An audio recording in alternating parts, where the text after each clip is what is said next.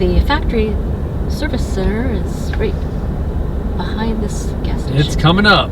Where the Luv Sub has been for almost 7 months.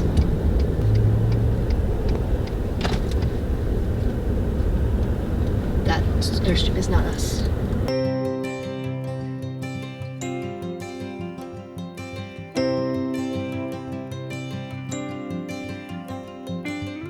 Okay, welcome to this week's episode of Luv Subbin, and we are starting the trip to pick up the Airstream. Yes, we are in Ashtabula, Ohio. Yep. And we're just stopping here for the night, and we decided to come down to the harbor and see what there was to see.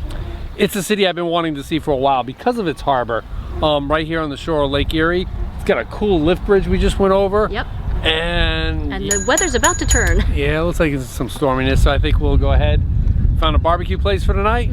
And yeah, welcome. Let's tomorrow morning, after 6 months, yes, let's go ahead and head off to Jackson Center, Ohio.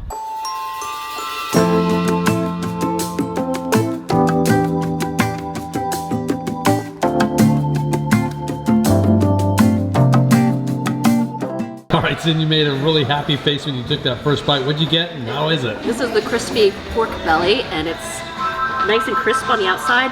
And it's got this nice sort of light barbecue sauce on it, so it's really very good. And I got a side of apples with it. That's really good. So I got the 2 meat combo, which comes with a boneless chicken thigh and some pulled pork. You know, 2 sides, and the steak fries are awesome.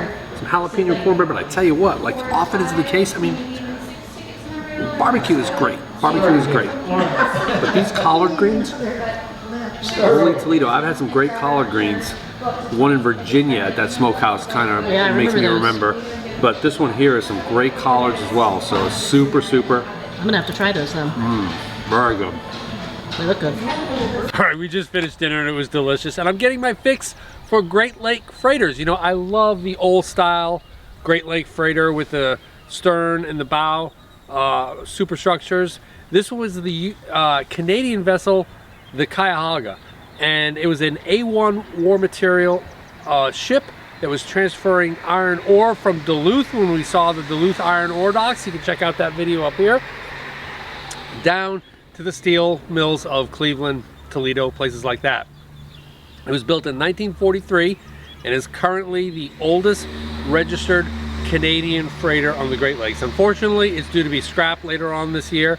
It did have 2 unfortunate fires as they were doing some repairs on it, the latest being in 2024, which is kind of ironic, seeing that it caught fire twice, and it's named after the Cuyahoga River, which caught fire, I believe, in 1969. Yeah. The famous river that caught on fire in Cleveland. All right, we're getting close. There's the old headquarters building, and there's the new one, our first look at the new one. Yep. This is an Airstream town, no doubt about it. Do you think it'll be on the side, or do you think they'll put it in the Terraport? I don't know. I don't know either. Well, I think if that's anywhere, it'll be in the Terraport, but unless it's still in the service center. Count 2 is playing there. Yeah. Wonder if they had the popcorn buckets. Yeah.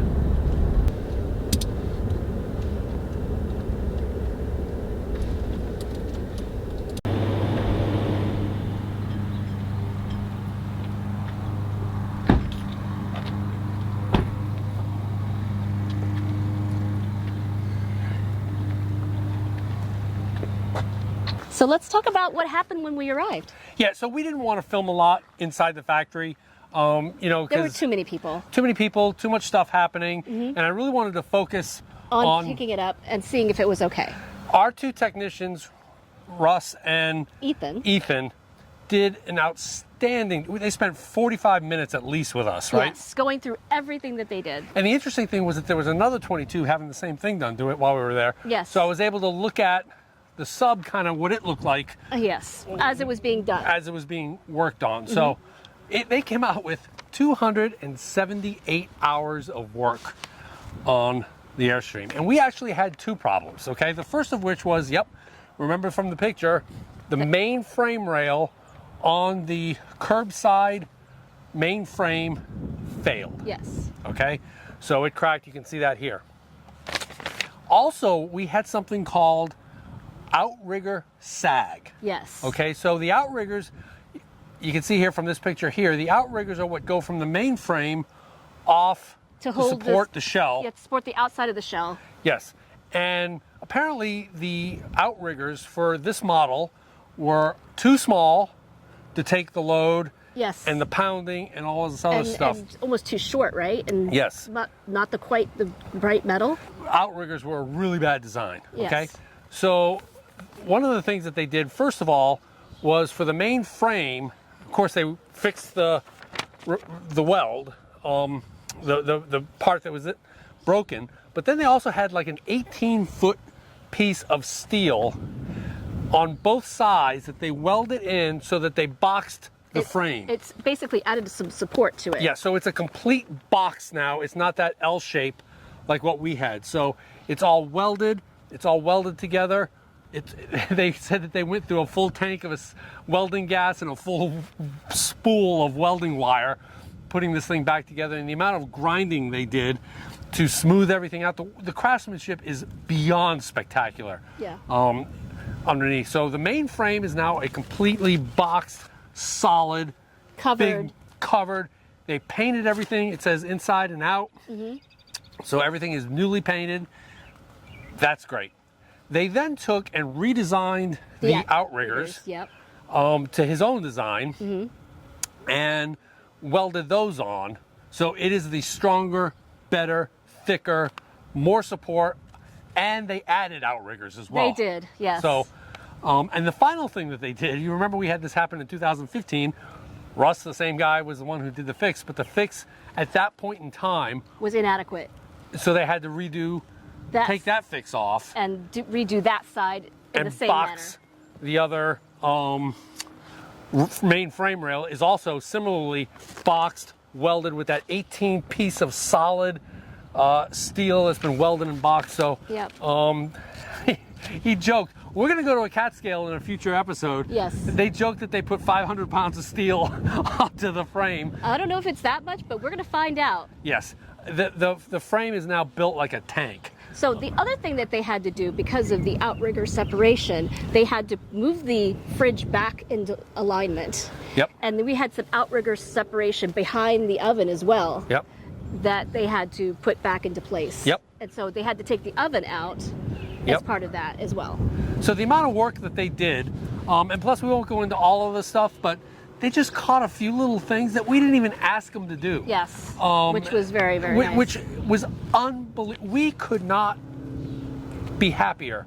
Not only with the craftsmanship, looking underneath, it is absolutely beautiful. And solid. It's solid.